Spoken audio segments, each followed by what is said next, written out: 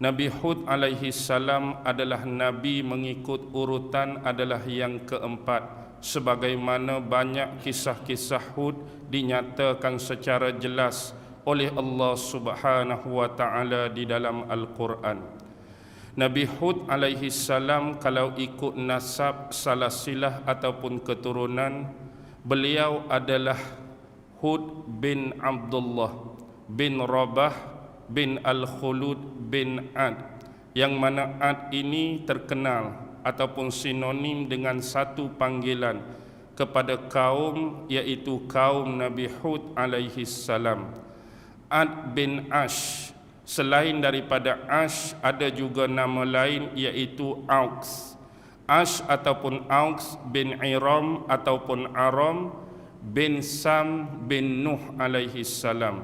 Ini bermaksud salasilah ataupun jalur keturunan Nabi Allah Hud alaihi salam sampai sanad dia, sampai salasilah dia kepada Nabi sebelum ini iaitu Nabi Hud alaihi salam. Dan kalau kita nak memperpanjangkan kembali ataupun nak mengingati kembali, Nuh alaihi salam bin Lami', Lami' bin Metushaleh, Metushaleh bin Idris alaihi salam, Idris bin Yarid, Yarid bin Mahlil, Mahlil bin Qainan, Qainan bin Anush, Anush bin Shis, Shis bin Adam alaihi salam. Apapun malam ini salah kita hanya ambil sampai kepada Nabi Allah Nuh. Kalau kurang pasti atau kurang terang, saya cuba ulang sekali lagi. Hud bin Abdullah, Abdullah bin Rabah, Rabah bin Al-Khulud, Al-Khulud bin Ad, Ad bin Ash ataupun Auq, Auq bin Aram ataupun Iram, Iram bin Sam, Sam bin Nuh. Perkiraan period ataupun jangka waktu hayat kehidupan Nabi Allah Nuh ialah di antara tahun 2450 hingga 2320 sebelum Masihi. 2450 hingga 2320 sebelum Masihi mengikut perkiraan ahli-ahli sejarah. Dan ini mendatangkan satu maklumat ataupun informasi kepada kita, Nabi Nuh hidup sekitar usia dia sampai 130 tahun. 130 tahun. Dan Nabi Nuh alaihi salam ini diutuskan oleh Allah Subhanahu wa taala kepada satu kaum yang diberi namanya oleh Allah dalam Al-Quran sebagai kaum yang bernama Ad. Ad ini mendiami satu kawasan, Ad ini mendiami satu lembah yang dinamakan sebagai Al-Ahqaf. Dalam Al-Quran ada satu surah nama surah Al-Ahqaf. Baik, itu nama lembah yang didiami oleh umat-umat Nabi Allah Hud alaihi salam, iaitu kaum Ad. Nabi Hud sendiri wafat di sebelah timur Hadramaut, di mana Hadramaut sekarang berada dalam wilayah negara Yaman. Kalau kita berkesempatan, ada peluang, rezeki yang diberikan oleh Allah, berkunjunglah ke negara Yaman. Di sana ada satu daerah yang bernama Hadramaut. Di sebelah timurnya, di situnya ada makam ataupun perkuburan Nabi Allah Hud alaihi salam. Baik, sebelum kita pergi lebih jauh tentang Nabi Allah Hud, saya ingin mengembalikan semula ingatan kita kepada sejarah yang lebih lama dan lebih lampau, terutama untuk dikaitkan Nabi Allah Hud ini dengan sejarah besar kemunculan bangsa-bangsa Arab. Kalau kita tengok Jazirah Arab yang kita panggil dalam bahasa Melayu sebagai Kepulauan Arab, Jazirah Arab ini memang luas terbentang. Walaupun peratusan yang besar, Jazirah Arab ini diliputi oleh sebahagian besar padang pasir, bukit-bukit dan gunung-gunung yang berbatu. Adalah suatu kawasan yang kita kira sebagai didiami oleh manusia-manusia yang mempunyai hati yang cekal, manusia-manusia yang mempunyai semangat wajah yang tinggi. Kalau ikut perkiraan keluasan yang telah direkodkan oleh ulama-ulama terdahulu tentang Jazirah Arab ini, keluasan sebenar yang pernah direkod ialah luas dia 1.100.000 batu persegi. 1.100.000 batu persegi. Ini bersamaan dengan 126.000 farsakh. Dan dia juga bersamaan dengan 3.156.558 kilometer persegi. Baik. Pertama, kalau kita nak ambil keluasan dia mengikut perkiraan batu, 1.100.000 batu. Kalau nak ambil ikut kiraan farsakh, 126.000 farsakh. Kalau nak ambil kiraan kilometer, 3.156.558 kilometer. Kalau sebut batu, kita sentiasa pernah dengar. Kalau sebut kilometer, kita pun pernah dengar. Tapi pernah tak dengar keluasan tentang farsakh. Farsakh kiraan yang paling mudah, 1 farsakh bersamaan dengan 8 kilometer kita sekarang. 1 farsakh bersamaan dengan 8 kilometer. Dan di dalam keluasan tanah Jazirah Arab ini, 1/3 keluasan dia memang banyak dipenuhi oleh padang-padang pasir dan gunung-gunung serta batu-batu yang besar. Dan pernah juga direkodkan dalam fakta sejarah, sekian banyak bukit-bukit dan gunung yang terdapat di Jazirah Arab, antara yang paling besar dan paling tinggi dinamakan sebagai Jabal As-Sarat. Nama dia Bukit As-Sarat. Hak ni pernah direkodkan ditemui yang paling besar dan paling tinggi.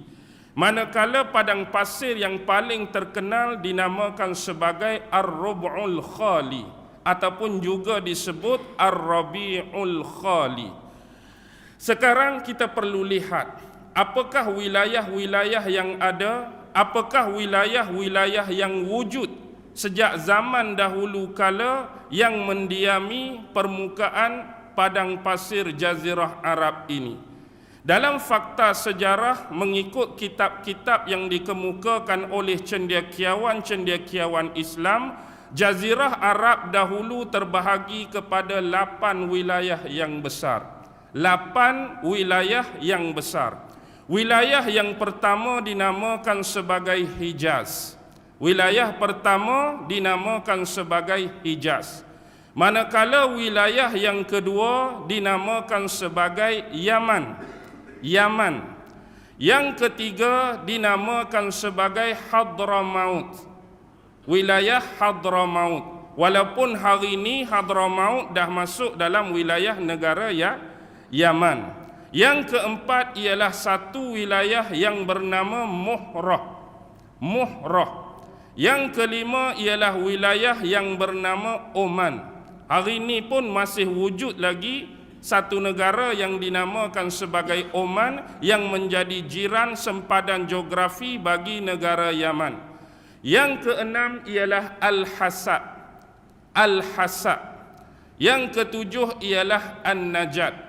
Najat yang sebagaimana berkaitan dengan hadis Rasulullah yang mengatakan bahawa nanti di kota Najas ini akan muncul dua tanduk syaitan. Rasulullah pernah sebut tentang suatu tempat yang bernama Najat.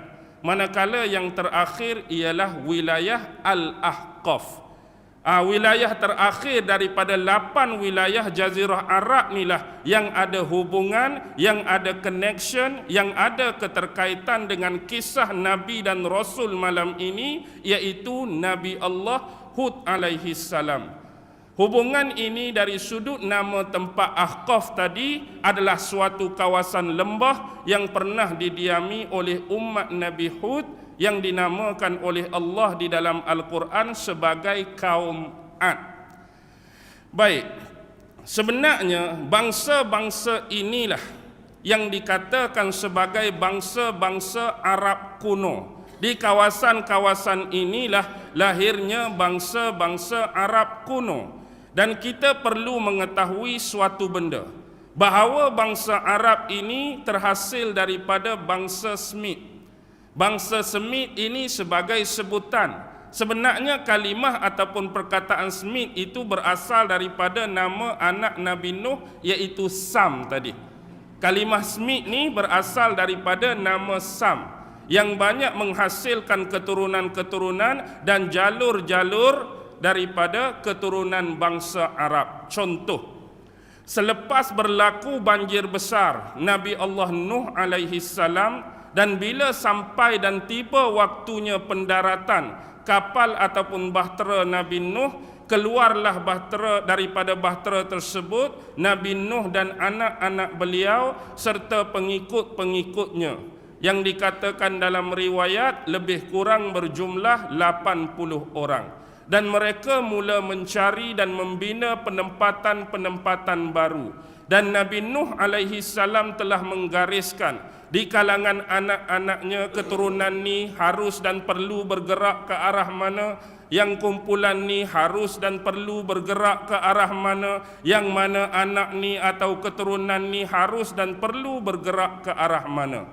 Jadi kebanyakan keturunan-keturunan daripada keturunan Sam ini, mereka banyak mendirikan penempatan-penempatan kota-kota dan bangunan yang dahulu kalau mengikut sejarah kita namakan sebagai tamadun Mesopotamia. Ini awal bibit-bibit ketamadunan pertama yang direkodkan oleh sejarah selepas berlakunya peristiwa banjir besar Nabi Allah Nuh alaihi salam. Jadi daripada anak-anak Sam ini lahirnya contoh bangsa Babylon, bangsa Assyria, yang banyak penempatan mereka ini di kawasan negara Iraq sekarang. Babylon, Assyria banyak menempatkan diri mereka di kawasan Iraq sekarang. Contoh bangsa Aram. Bangsa Aram banyak terdapat di kawasan wilayah Syam. Bangsa Aram banyak terdapat dalam wilayah negara Syam. Kemudian bangsa Ibir, ataupun di kemudian hari kita sebut Ibrani. Dia berasal daripada kawasan wilayah Kan'an, ataupun hari ini kita sebut sebagai Palestin. Ada juga bangsa Fonisia yang berasal daripada persisiran pantai Syam yang berhadapan dengan negara Lubnan. Adanya bangsa Fonisia. Begitu juga bangsa Habsyi daripada negara Abyssinia. Dulu nama dia Abyssinia, kemudian dulu nama dia Habsyah. Hari ini nama dia Utopia, yang terkenal dengan sebutan negara siapa hak tolong Nabi dulu, hak melindungi sahabat-sahabat Nabi, 2 kali hijrah ke sana, Raja An-Najasyi. Begitu juga kemudian lahirnya bangsa-bangsa Arab di kepulauan Arab yang kita namakan sebagai Jazirah Al-Arabiyah yang kita kemukakan pada awal tadi. Baik, bila sebut keturunan bangsa Arab, malam ni saya akan cuba kupas, walaupun mungkin dalam bentuk dan keadaan yang lebih terhad. Sebenarnya bangsa-bangsa Arab yang paling tua, bangsa-bangsa Arab yang paling kuno dulu terbahagi kepada 3 kumpulan, terbahagi kepada 3 kategori. Yang pertama disebut sebagai Arab Al-Araba, Arab Al-Araba. Yang kedua disebut sebagai Arab Al-Aribah, Arab Al-Aribah. Manakala yang terakhir dan ketiga disebut sebagai nama Arab Al-Musta'rabah. Pertama Al-Araba, yang kedua Al-Aribah, yang ketiga Al-Musta'rabah. Baik, kita akan cuba hurai satu demi satu walaupun dalam ruang lingkup yang lebih terhad. Pertama, Arab yang paling kuno dan paling tua yang direkodkan dalam fakta-fakta sejarah ialah Arab Al-Araba. Selain daripada nama ni, kalau di antara hadirin hadirat, muslimin muslimat, saudara-saudari, bertemu dalam mana-mana kitab, bertemu dalam mana-mana buku, bertemu mana-mana penulisan jurnal, artikel dan sebagainya dengan satu nama lain, iaitu Arab Al-Ba'idah. Ustaz cerita semalam Aribah Musta'robah, tiba-tiba jumpa dalam penulisan ni Arab Al-Ba'idah. Arab Al-Ba'idah merupakan nama lain bagi Arab yang pertama, Al-Arabah ni. Ba'idah bermaksud jauh.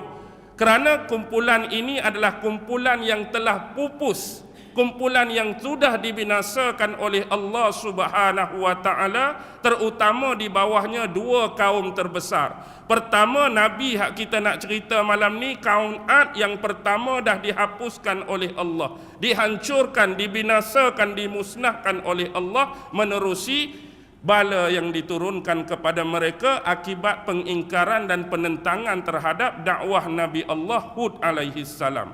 Anak beranak dia, adik-beradik dia ialah kaum Samud, kaum nabinya Saleh alaihi salam. Juga dua-dua kaum ni adalah kaum terbesar daripada Arab Al-Arabah. Walaupun demikian, sebenarnya kategori ini mengandungi 9 kumpulan.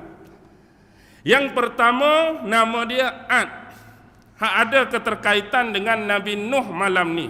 Yang kedua, nama dia Samud, yang Allah cerita dalam Quran ada hubungan, ada connection, ada keterkaitan dengan Nabi Allah Saleh alaihi salam. Yang ketiga, nama dia ialah Amim.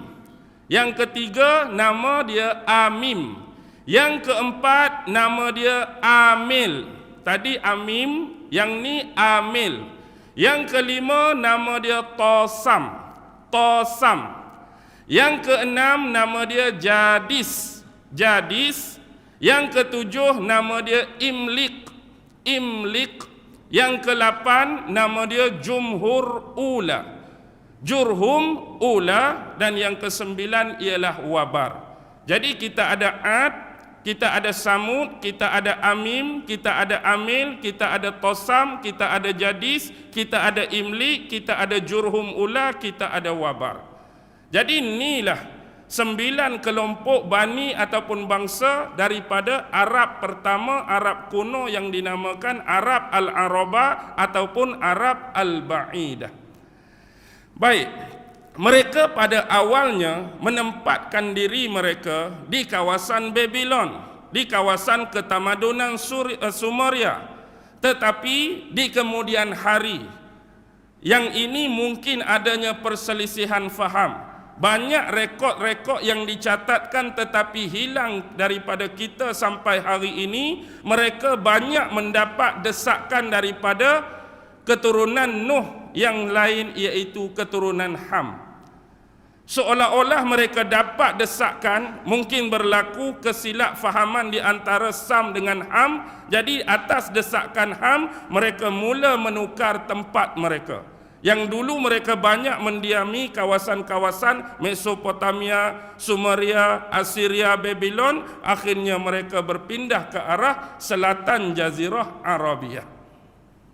Jadi inilah kumpulan yang besar-besar mula melakukan penghijrahan.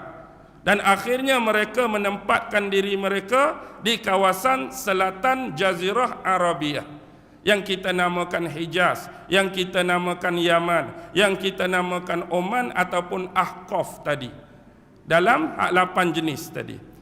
Baik, kembali. Satu kelebihan yang Allah bagi kepada kaum Ad ialah Allah bagi tubuh mereka ni sedap-sedap. Allah bagi tubuh mereka ni besar-besar. Allah bagi tubuh mereka ni taf-taf. Allah bagi mereka kekuatan. Allah bagi mereka perawakan. Allah bagi mereka perwatakan yang jauh lebih baik, jauh lebih menarik daripada umat sebelum ni, iaitu umat Nabi Allah Nuh alaihi salam. Bagaimana kita boleh ambil maklumat dan informasi ini? Kita boleh rujuk dalam surah Al-A'raf ayat 69. Rujuk surah Al-A'raf ayat 69. Di pertengahan ayat 69 Allah Subhanahu wa taala berfirman, wazkuru iz ja'alakum khulafa'a min ba'di qaumi Nuhin wa zadakum fil khalqi bastatan fazkuru ala Allahi la'allakum tuflihun.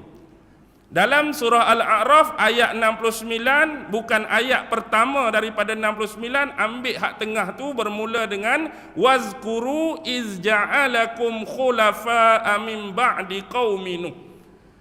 Dan ingatlah ketika mana ja'alakum, kami menjadikan kamu khulafa, iaitu khalifah-khalifah, penguasa-penguasa ataupun pengganti-pengganti min ba'di qaumi Nuhin, selepas daripada kaum Nabi Allah Nuh alaihi salam. Tang mana kita nak tahu mereka lebih hebat, mereka lebih besar, mereka lebih tough, mereka lebih menarik perawakan dan perwatakan dia? Pada ayat yang seterusnya, wazadakum fil khalqi bastatan, sesungguhnya Allah menambahkan kelebihan ke atas kamu fil khalqi, dari sudut kejadiannya, dari sudut kekuatannya, bastatan, perawakannya menarik, perwatakannya menarik. Ini menunjukkan kepada kita ada kelebihan yang diberikan oleh Allah Subhanahu wa taala kepada kaum Nabi Hud, iaitu Ad, berbanding dengan kaum sebelum ini, iaitu kaum Nabi Nuh alaihi salam, dari sudut kekuatan, perwatakan dan perawakan mereka. Fazkuru ala Allahi la'allakum tuflihun. Maka ingatlah bahawa nikmat-nikmat ini yang diberi dan dianugerahkan oleh Allah kepada kamu, la'allakum tuflihun, moga-moga kamu menjadi manusia-manusia yang berjaya ataupun manusia-manusia yang mendapat keberuntungan. Jadi inilah maklumat, inilah informasi. Bagaimana kumpulan ini dahulu adalah kumpulan yang besar-besar. Sebab itulah mereka sinonim sebagai pembina kota-kota, sebagai pembina benteng-benteng, sebagai pembina perindustrian-perindustrian, sebagai pembina irrigation. Tahu tak irrigation tu apa? Irrigation tu sumber saliran air. Maksudnya mereka dah ada satu sistem saliran perparitan yang mereka ambil sumber daripada sungai mungkin, tasik mungkin, mereka buat satu sistem perparitan untuk menyalirkan sumber air ini kepada hasil-hasil tanaman dan pertanian mereka. Maksudnya mereka dah sampai satu tahap kemajuan yang belum pernah dicapai dan belum pernah dirasai oleh mana-mana negeri sebelum ini. Baik, di kemudian hari akhirnya kumpulan-kumpulan yang besar ini, yang Allah catat, yang Allah rekod pada kita, cuma ada 2 daripada 9. Kita sebut tadi, yang pertama kaum Ad, yang kedua kaum Samud. Manakala daripada Amin sampai Wabar tu kita hanya dapat sedikit information. Tak ada dalam Quran kecuali melalui buku-buku, kitab-kitab dan fakta-fakta sejarah. Tetapi dia punya maklumat amat-amatlah sedikit dan amat-amatlah terhad. Akhirnya di kemudian hari mereka dikalahkan oleh kaum Arab yang kedua. Kaum-kaum Arab Al-Arabah, hak sisa-sisa penghujung ni di kemudian hari dikalahkan oleh kaum Arab yang kedua, iaitu kaum Arab Al-Aribah, ataupun kita panggil Arab daripada bangsa yang seterusnya, bangsa yang kedua. Jadi kaum Ad tu adalah kaum Ad yang pertama. Kaum Ad pertama itulah yang diceritakan dalam Quran, yang dihancurkan, dimusnahkan dan dibalakan oleh Allah Subhanahu wa taala pada zaman Nabi Nuh alaihi salam. Baik, Arab mana yang mengalahkan mereka? Iaitu satu bangsa Arab daripada keturunan, nama apa agak-agak? Ya'rib bin Qahtan. Arab kedua ni nama dia Ya'rib bin Qahtan. Jadi lepas kekalahan ni, hilanglah keturunan-keturunan, habislah saki-baki keturunan Arab yang pertama tadi. Yang inilah dinamakan sebagai Arab Al-Baqiyah. Arab Al-Baqiyah ni bukan merujuk kepada Arab yang pertama. Arab Al-Baqiyah yang berbaki, yang tersisa, Arab yang kedua dan Arab yang ketiga. Kalau hari ini masih ada orang-orang Arab, maksudnya jalur salasilah sanad keturunan mereka hanya sampai kepada Arab Al-Aribah dan Arab Musta'rabah. Tak ada dah Arab-Arab hak kita panggil Al-Arabah tadi. Semuanya dah dilupuskan, dimusnahkan oleh Allah dan dikalahkan oleh Arab-Arab yang kedua tadi. Baik. Arab Al-Aribah didefinisikan sebagai bangsa Arab yang kedua daripada keturunan Jurhum bin Qahtan. Ustaz, hak mana satu ni? Tadi kata hak peralah yang pertama Ya'rib bin Qahtan. Tiba-tiba keluar nama Jurhum bin Qahtan. Jurhum bin Qahtan ini putera Abir ataupun Aibar. Setengah riwayat kata, ada seorang ahli sejarah kata Abir atau Aibar ni nama lain bagi nama Nabi Allah Hud alaihi salam. Seorang saja, orang lain tak kata. Dia berpendapat, dia berpandangan Abir ataupun Aibar ni nama lain bagi Nabi Allah Hud. Mereka banyak mendiami kawasan Hijaz. Bila sebut Hijaz, Mekah termasuk dalam Hijaz, Madinah termasuk dalam Hijaz. Yang sebenarnya Arab-Arab inilah di kemudian hari dinamakan Arab-Arab Al-Yamaniyah. Pasal apa mereka dipanggil Arab Al-Yamaniyah? Kerana tempat tumpah darah mereka ialah kawasan negara Yaman. Sebab mereka duduk di mana? Mereka duduk kawasan Ahqaf, mereka duduk kawasan Yamamah, mereka duduk kawasan Yaman tadi. Di kemudian hari Arab kedua ni dipanggil Arab Al-Yamaniyah. Bagaimana tadi tentang Ya'rib bin Qahtan dengan Jurhum bin Qahtan? Asalnya dikalahkan oleh Ya'rib bin Qahtan. Cerita macam ni. Ni baru cerita hak betul, hak sebenar. Sebenarnya Arab-Arab Al-Aribah ini, keturunan mereka bermula daripada seseorang yang bernama Sabak. Sabak ni bukan nama betul. Sabak ni ialah nama gelaran, nama sandaran. Nama betul bagi Sabak ialah Abdus Syamsin bin Yasjub bin Ya'rib bin Qahtan. Abdus Syamsin bin Yasjub bin Ya'rib bin Qahtan. Tu nama sebenar bagi orang hak sandang gelaran Sabak tadi. Kenapa dinamakan Sabak, dinisbahkan kepada Abdus Syamsin? Kerana kumpulan ni kumpulan yang gemar dan suka berperang dengan bangsa-bangsa lain. Walaupun mereka ni suka dan gemar berperang, mereka sentiasa peratusan besar mendapat kemenangan dalam setiap peperangan. Dan setiap kemenangan tu pula berhasil merampas banyak barang-barang dan harta-harta rampasan daripada pihak lawan. Sebab itulah Abdus Syamsin digelar sebagai Sabak. Sabak ni pula ada beberapa orang anak. Antara anak-anak dia ialah Himyar. Antara anak-anak dia ialah Kuhlan. Bila sebut nama Himyar, kita ada satu kerajaan di Yaman dulu, kerajaan Himyar. Belajar pendidikan Islam tingkatan 4, siapa ingat? Kita belajar tentang kerajaan Himyar dan kerajaan Ghassaniyah. Baik, Kuhlan. Walaupun demikian, dia ada dua anak ni, Sabak tadi, Himyar dengan Kuhlan, tetapi kebanyakan sebahagian besar kabilah-kabilah yang berada di seluruh Yaman pada waktu tersebut bernaung pada sebuah kerajaan besar yang bernama At-Tababi'ah.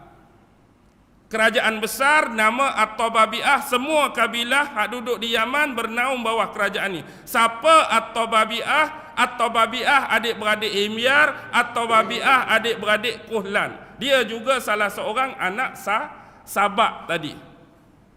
Jadi di kemudian hari At-Tababi'ah inilah yang kemudian melahirkan keturunan mana? Keturunan Ya'ri bin Qahtan, berperang dengan hak kata Arab al-Ula tadi, Arab al-Arabah, mereka menang. Jadi mereka menempatkan diri mereka di seluruh kawasan Hijaz dan selatan Jazirah Arabiah pada waktu tersebut. Di kemudian hari, ni cerita ni nak. Di kemudian hari, hak tadi dikalahkan kaum Ad yang pertama, betul. Kaum Ad yang pertama, hak tersisa hujung tu dikalahkan oleh Ya'ri bin Qahtan. Jadi Ya'ri bin Qahtan bangsa Arab yang kedua. Di kemudian hari, keturunan-keturunan yang masih tersisa daripada kaum Ad itu, nama dia kaum Amalikah. Kaum Ad kalah, hak menang Ya'ri bin Qahtan. Di kemudian hari, sisa-sisa Ad hak kalah membentuk satu kerajaan yang besar nama Amalikah. Amalikah lawan Ya'ri bin Qahtan, Ya'ri bin Qahtan kalah. Ya'ri bin Qahtan kalah, naik kerajaan Amalikah, mengembalikan semula kerajaan Ad yang lama, walaupun bukan Ad dulu, Ad yang masih tersisa. Lepas tu tak puas hati, Ya'ri bin Qahtan ini ada lagi 3 beradik. Ni nak start hak kita sebut tadi. Antara adik-adik Ya'ri bin Qahtan ialah Jurhum bin Qahtan. Ingat nama hak kita sebut depan tadi, Jurhum bin Qahtan. Yang kedua Ad bin Qahtan. Yang ketiga ialah Oman bin Qahtan. Ada Jurhum bin Qahtan, ada Ad bin Qahtan, ada Oman bin Qahtan. Bila 3 beradik menang menentang Amalikah, kaum Ad yang kedua yang masih tersisa, jadi Jurhum ambil bahagian Hijaz. Sebab itulah kita kata tadi keturunan Arab yang kedua, punca dia daripada Jurhum, walaupun awal kita sebut Ya'ri bin Qahtan. Yang Ad bin Qahtan ambil satu daerah, satu wilayah, nama dia Asyah ataupun disebut Asyir dengan baris bawah. Asyah ataupun Asyir. Manakala Oman bin Qahtan ambil sempena nama dia itulah, ambil wilayah Oman. Setakat ni pening ke tak pening? Pening sikit-sikit tak apalah, nak suruh nampak dulu. Nak suruh nampak. Jadi keluarlah 3 ni. Jadi hak tujuan kitanya nak ambil Jurhum bin Qahtan. Inilah pemula kepada bangsa Arab yang kedua, dinamakan Arab Al-Aribah. Tetapi sebelum tu suka diperingatkan, kawasan ni di kemudian hari masuk keturunan Nabi Allah Ibrahim kan, menerusi anak dia Nabi Ismail. Nabi Ibrahim dengan Nabi Ismail bukan Arab yang asli. Sebab Nabi Ibrahim dengan Nabi Ismail berasal daripada bumi Babylon, Faddam Aram, di Iraq. Mereka melakukan penghijrahan. Selepas Namrus bakar Nabi Ibrahim tu, Nabi Ibrahim keluar, bawa isteri dia Sarah, bawa anak saudara dia Nabi Lut. Jadi Nabi Lut tu anak saudara Nabi Ibrahim, Lut bin Haran. Haran tu adik-beradik Nabi Ibrahim, pak kepada Lut. Jadi mereka berjalan ke arah Syria, ke arah Lebanon, masuk kepada bawah Kanaan tu, Palestin, Israel sekarang. Mereka masuk kawasan Mesir. Jadi kisah Maharaja Mesir rampas Sarah tu, nak bagi kita nak jadi adanya Hajar tu. Jadi mereka kemudian Allah tempatkan Nabi Ibrahim, isteri dia di bumi Mekah dengan anak dia Ismail waktu kecil tu. Jadi inilah perpindahan kemasukan Ibrahim dan Ismail. Jadi hak hujung sisa-sisa tadi, hak 9 depan tadi, ada satu nama nombor 8, Jurhum Ula. Sebelum wabar tu ada Jurhum Ula. Jadi sisa-sisa terakhir Jurhum Ula yang ada itulah dikatakan dalam satu riwayat, Nabi Allah Ismail dulu belajar bahasa Arab yang asli dengan keturunan-keturunan yang tersisa dari Jurhum Ula itulah. Okey, faham? Satu riwayat sebut Nabi Ismail pernah belajar dengan sisa-sisa terakhir keturunan Jurhum Ula yang pertama. Sekarang kita nak pi kepada Arab yang ketiga. Arab yang ketiga disebut Arab Al-Musta'rabah. Arab Musta'rabah ni bukan betul-betul Arab. Maksudnya dia ni Arab yang diterapkan, Arab yang dijadikan, Arab yang diasimilasikan. Kita nak kata apa? Macam kita ni duduk di Malaysia, orang Melayu tak? Tiba-tiba mari satu bangsa lain pendatang, dia pun rupa lebih kurang kita, duk cakap bahasa Melayu, akhirnya kita pun panggil dia Melayu juga, padahal bukan Melayu. Nak bagi senang nampak lagu tu lah. Maksudnya dia ni dimelayukan, dijadikan Melayu, bukan hak betul-betul pure Melayu. Jadi contoh macam Nabi Ibrahim dan Nabi Ismail tu Arab musta'rabah, yang mereka ni datang kemudian daripada Arab yang tertua dan Arab yang kedua tadi. Jadi dinamakan Arab ini sebagai Arab apa? Arab al-Ismailiyah, daripada keturunan Nabi Allah Ismail, yang di bawahnya kemudian lahirnya Adnan. Adnan ni siapa? Kalau kita tengok silsilah Nabi Muhammad naik, kita akan bertemu dengan satu nama Adnan. Kan kita selalu duk bernasyid tak? Salla alaika Allahu ya Adnani. Adnan tu lah tu. Adnan tok Nabi, anak-anak keturunan Nabi Allah Ismail dulu. Jadi waktu Nabi Ibrahim ni tengok anak dia Ismail dah mula membesar, Nabi Ibrahim mengahwinkan anak dia Nabi Ismail ni dengan seorang perempuan, anak kepada Mudah. Mudah ni bapa mertua Nabi Ismail daripada suku Jurhum. Bukan Jurhum ula, Jurhum yang terkemudian dah. Nama isteri Nabi Allah Ismail Al-Halah. Halah binti Al-Haris bin Amru Al-Jurhumi. Halah binti Haris bin Amir Al-Jurhumi. Jurhum ni bermaksud dinisbahkan dia di kalangan bangsa-bangsa Jurhum. Jadi dulu dia belajar bahasa Arab dengan Jurhum ula, sekarang isteri dia pun Jurhum yang kemudian, Jurhum yang seterusnya. Jadilah bangsa ini dianggap sebagai bangsa Arab musta'rabah. Jadi keturunan inilah yang melahirkan Nabi Muhammad sallallahu alaihi wasallam. Jadi sebelum Nabi Ibrahim dan Nabi Ismail, kita tengok dah kedatangan kawasan-kawasan Jazirah Arab ni, terutamanya Nabi Hud alaihi salam di kawasan yang bernama Al-Ahqaf. Kalau Nabi Saleh tu ada juga Al-Quran rakam tempat dia Al-Hijr. Kan dalam Quran ada surah Al-Ahqaf, tempat Nabi Hud dengan kaum dia Ad. Dalam Quran juga ada satu surah nama Al-Hijr. Alif Lam Ha Jim Ra tu. Tu tempat Nabi Allah Saleh. Selain Al-Hijr, dia dinamakan Wadi Al-Qura. Wadi Al-Qura. Okey. Habis tentang sejarah, kita nak masuk cerita Nabi Nabi Hud. 848 boleh pergi lagi tak? Boleh pergi? Okey, kita pergi. Dalam Al-Quran, Allah menyebut nama Nabi Allah Hud 7 kali. Buka selak belik Al-Quran, Allah sebut nama Nabi Allah Hud 7 kali dengan nama Hud.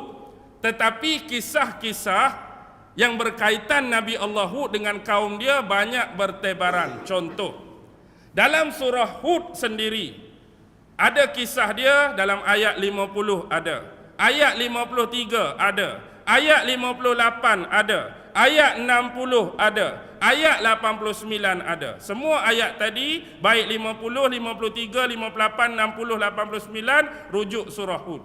Dalam surah Asy-Syu'ara ada kisah dia dalam ayat 124. Dalam surah Al-Ahqaf ada ayat dia 21, 22, 23, 24, 25. Dalam surah Al-A'raf ada ayat 65, 66, 67, 68, 69. Bahkan kisah tentang azab yang diterima oleh kaum Ad, kaum Nabi Hud ni juga ada dalam surah Al-Fussilat ayat 16. Baik. Sekarang kita pergi kepada salah satu paksi paling besar yang Allah rakam dalam Al-Quran dalam surah Al-Ahqaf. Al-Ahqaf tempat kaum Nabi Allah Hud, kaum Ad. Dalam ayat 21, 22 dan 23 Allah Subhanahu wa taala berfirman, A'udzu billahi minasyaitonir rajim. Wazkur akha Adin iz anzara qaumahu bil ahqaf wa qad khalatin nuzuri min baini yadayhi wa min khalfihi. Baik, kita berhenti dulu setakat tu, tak habis lagi ayat 21. Kita tengok terjemahan dan makna-makna dia.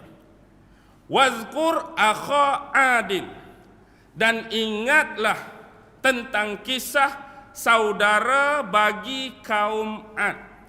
Saudara bagi kaum Ad di sini merujuk kepada Nabi Allah Hud alaihi salam. Dia termasuk di dalam golongan kaum Ad, dilevelkan, dispesifikasikan oleh Allah dengan lafaz akha Adin. Saudaranya kaum Ad, Nabi Hud. Iz anzara qaumahu bil ahqaf, yang mana ketika dia memberi inzar, memberi peringatan dalam bentuk penyeruan dakwah kepada kaum-kaumnya di satu kawasan, satu tempat, satu lembah yang bernama Al-Ahqaf. Sekarang kita nak hurai tentang Al-Ahqaf. Sekurang-kurangnya ada 4 pandangan ulama tentang Al-Ahqaf. Yang pertama ialah pandangan Ibnu Zaid. Apa kata Ibnu Zaid tentang kalimah Al-Ahqaf dalam ayat ni? Dia sebut Al-Ahqaf ialah satu kawasan yang banyak di dalamnya bukit-bukit padang pasir. Maksud Al-Ahqaf ialah satu kawasan yang banyak di dalamnya, banyak padanya bukit-bukit padang pasir. Satu, ni pandangan Ibnu Zaid. Pandangan yang kedua seorang ulama besar iaitu Ikrimah. Kata Ikrimah, selain daripada bukit-bukit pasir, Al-Ahqaf juga merujuk kepada makna gua-gua yang berada di padang pasir tersebut. Selain daripada padang pasir tu, habis termasuk juga Al-Ahqaf gua-gua yang terdapat di padang pasir tersebut. Tu kata Ikrimah. Ada satu pandangan yang dinisbahkan kepada khalifah yang keempat, iaitu imam yang keempat disebut sebagai siapa? Khalifah keempat? Sayyidina Ali bin Abi Talib radhiyallahu taala anhu. Dia mengatakan Al-Ahqaf ni ialah nama sebuah lembah. Al-Ahqaf nama sebuah lembah yang terdapat di Yaman. Dia juga dikenali sebagai Barhut. Ni saya malas nak kontroversikan untuk dikaitkan dengan isu Telaga Barhut. Pernah dengar? Kisah Telaga Barhut tak? Didiskusikan, diperkatakan, diperdebatkan di kalangan agamawan, akademi Islam. Tu biarlah. Kita tinggal dulu tang bab Telaga Barhut. Jadi dikatakan Telaga Barhut inilah dicampakkan roh-roh manusia yang kafir menurut definisi riwayat tersebut.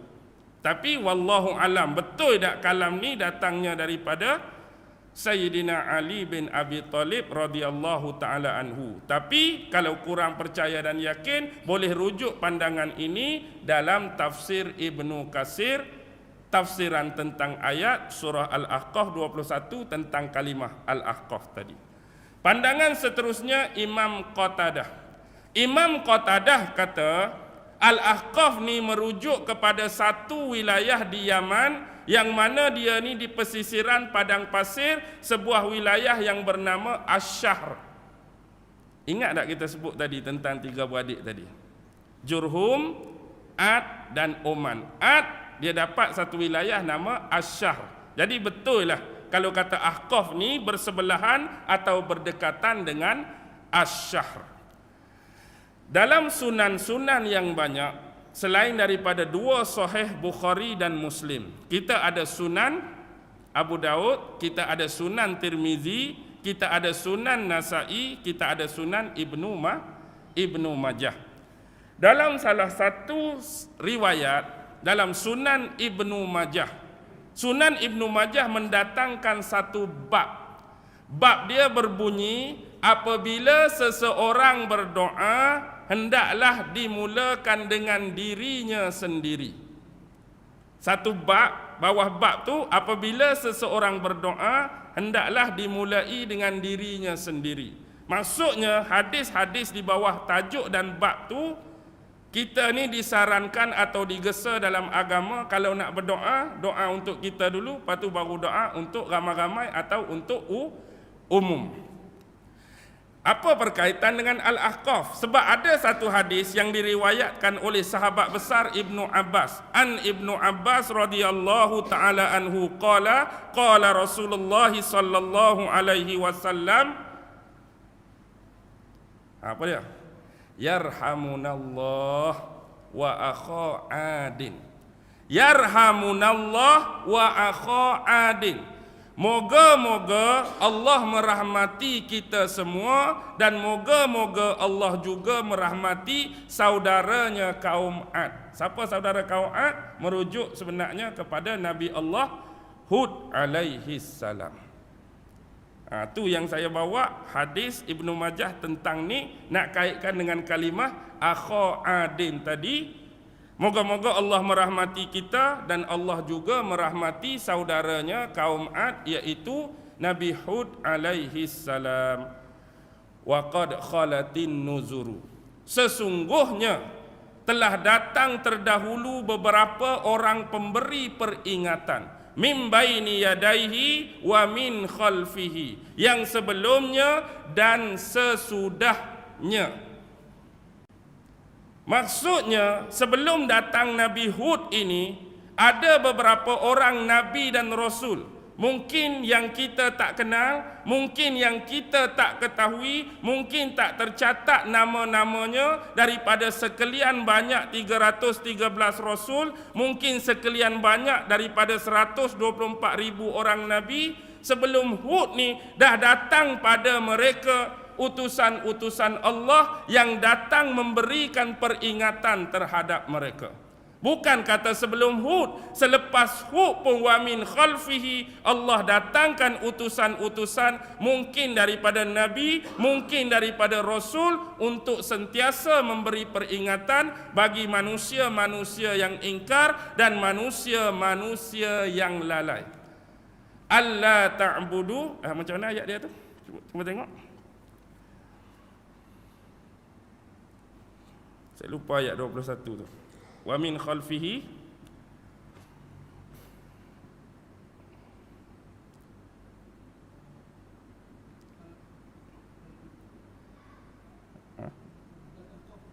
Al-Ahqaf ayat 21.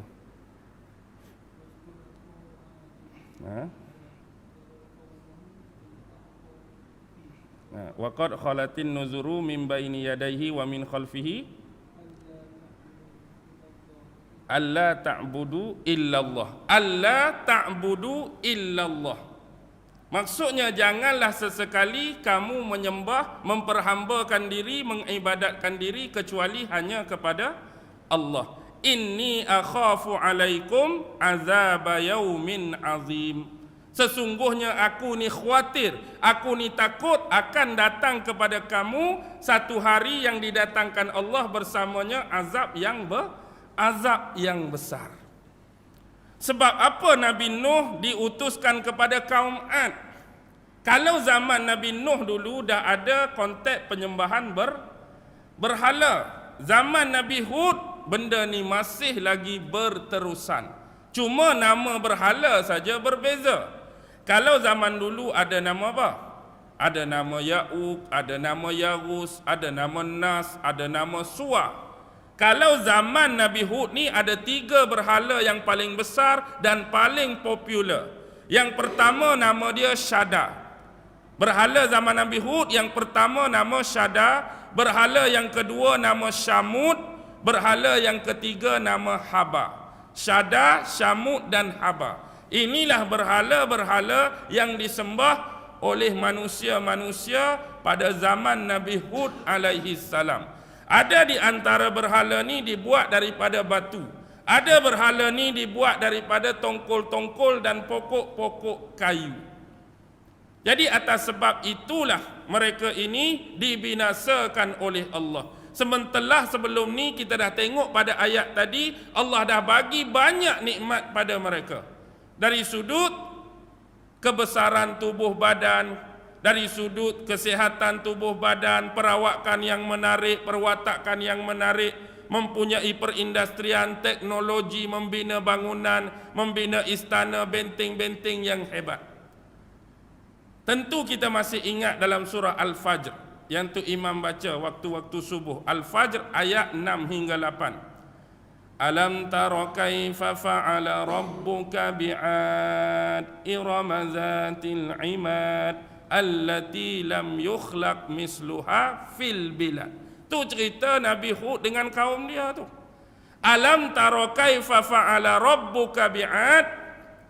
Apakah kamu tidak pernah melihat dan memperhatikan bagaimana Allah telah memperbuat dan melakukan terhadap kaum Ad? Ad ni kaum siapa? Kaum Nabi Hud tadilah. Irama zatil imad, iaitu bandar ataupun wilayah Iram yang di dalamnya terdiri bangunan-bangunan, tiang-tiang, benteng-benteng yang besar, hebat dan kokoh-kokoh. Allati lam yukhlaq misluha fil bilad, yang mana sebelum ini tidak pernah ada misal, tidak pernah ada percontohan, tidak pernah ada seumpama fil bilad, di mana-mana negeri sebelum ni. Maksudnya mereka sebagai pemula, mereka ada kehebatan, mereka ada jentera teknologi tersebut. Ni kehebatan kaum Ad.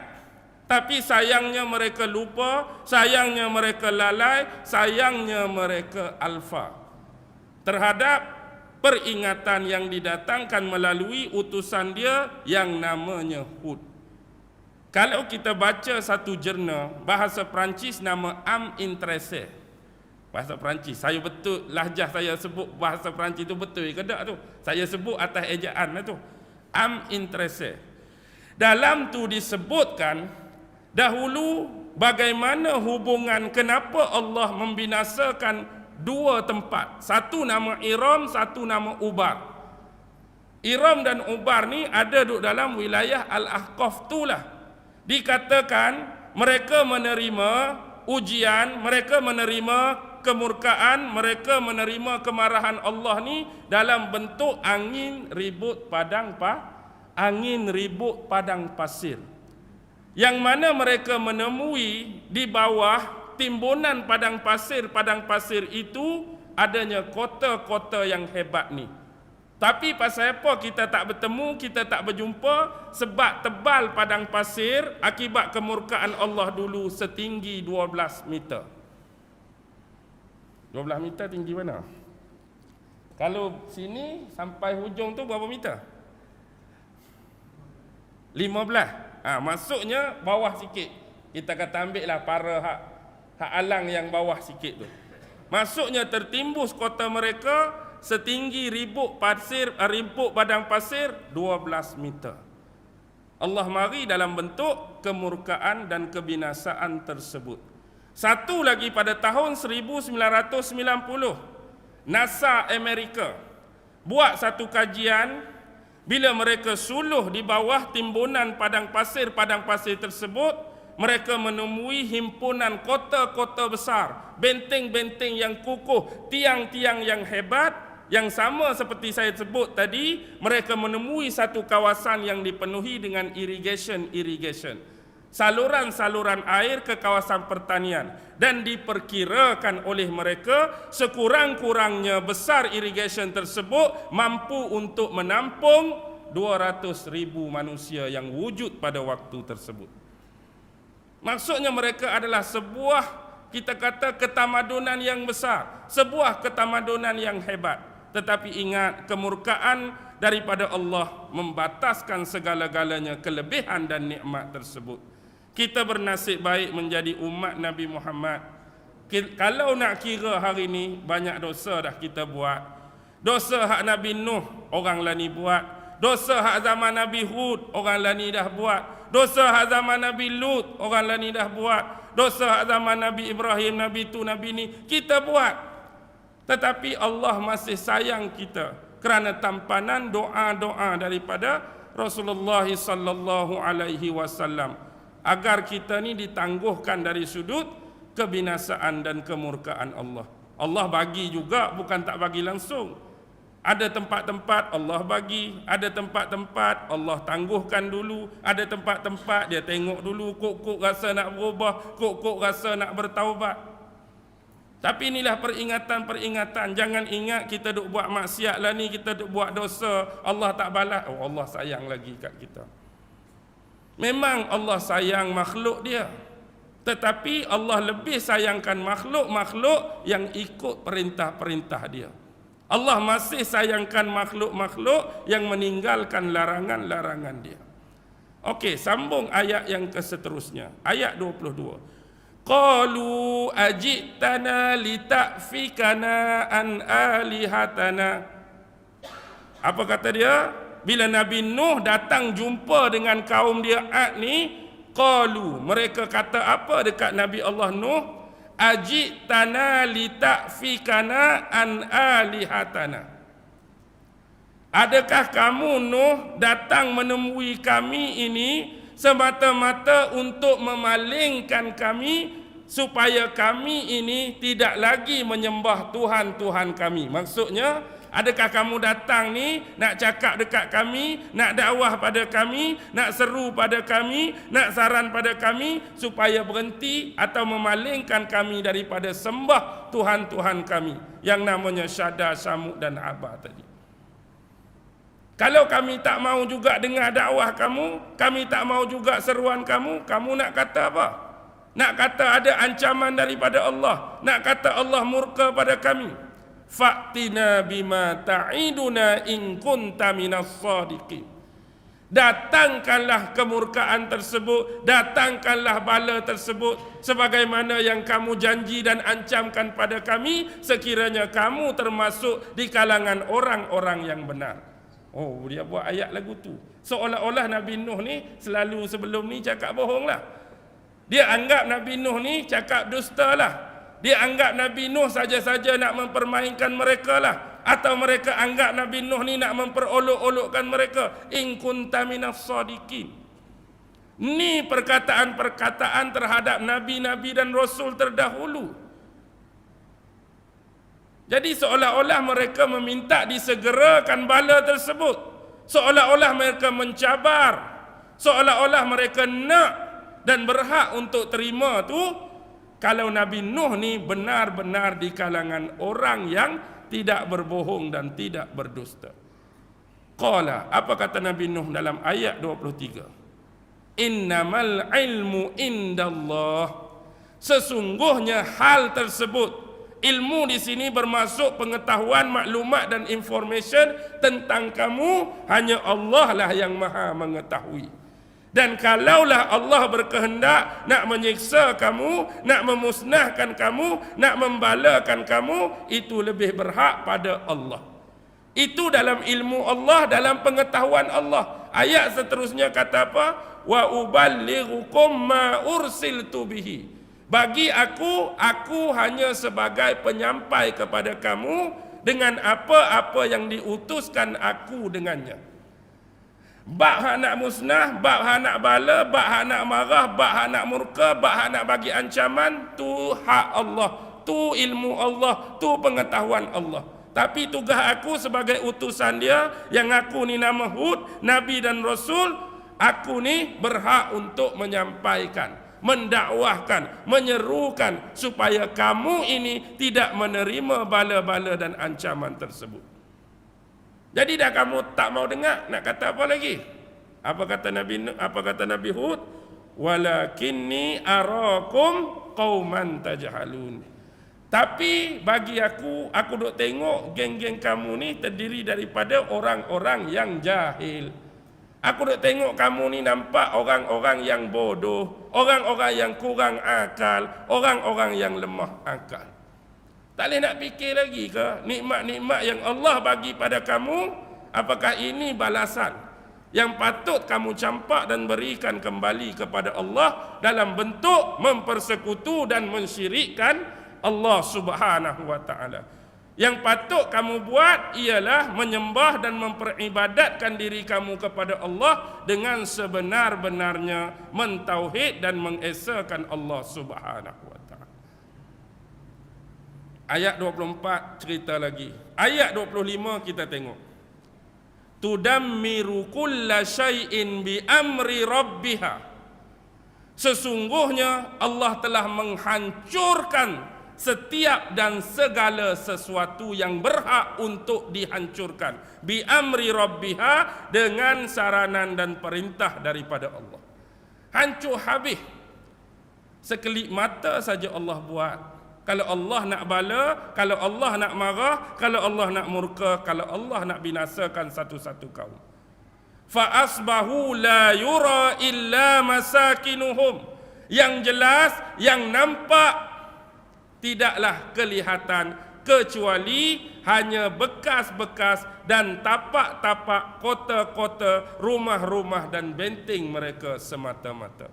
Kazalika najzil qaumal mujrimin. Begitulah pembalasan dan peringatan kepada kaum-kaum ataupun mereka-mereka yang melakukan dosa terhadap ataupun kepada Allah Subhanahu wa taala.